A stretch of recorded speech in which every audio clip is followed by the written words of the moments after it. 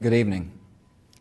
Today, our fellow citizens, our way of life, our very freedom came under attack in a series of deliberate and deadly terrorist acts.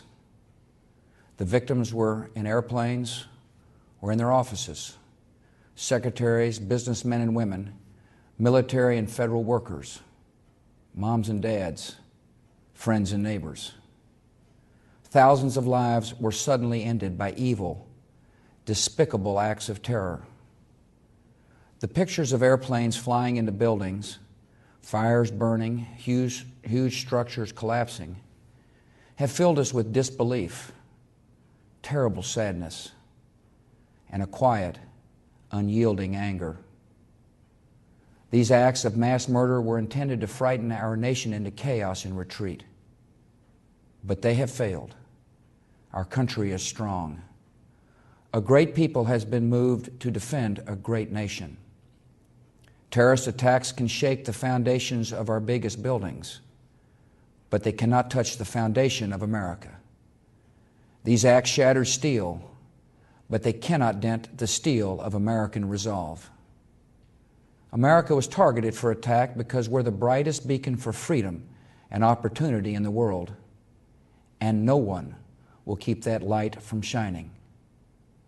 Today, our nation saw evil, the very worst of human nature, and we responded with the best of America, with the daring of our rescue workers, with the caring for strangers and neighbors who came to give blood and help in any way they could. Immediately following the first attack, I implemented our government's emergency response plans. Our military is powerful, and it's prepared. Our emergency teams are working in New York City and Washington, D.C. to help with local rescue efforts.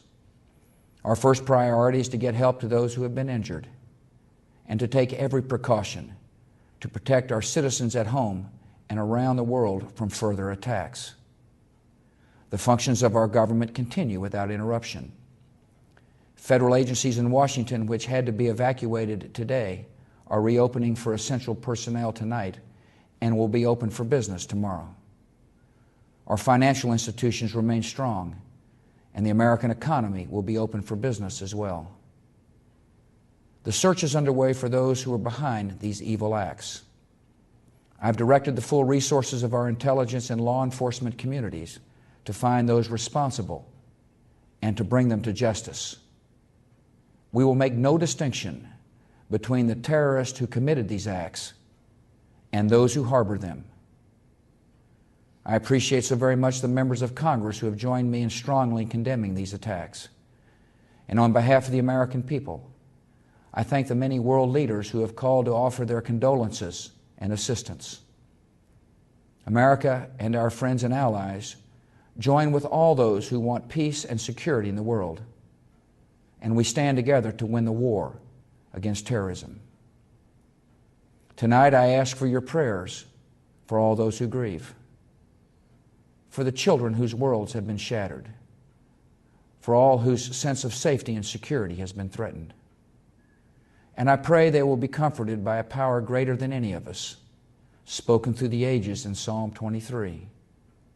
Even though I walk through the valley of the shadow of death, I fear no evil, for you are with me. This is a day when all Americans from every walk of life unite in our resolve for justice and peace. America has stood down enemies before, and we will do so this time. None of us will ever forget this day, yet we go forward to defend freedom and all that is good and just in our world. Thank you. Good night, and God bless America.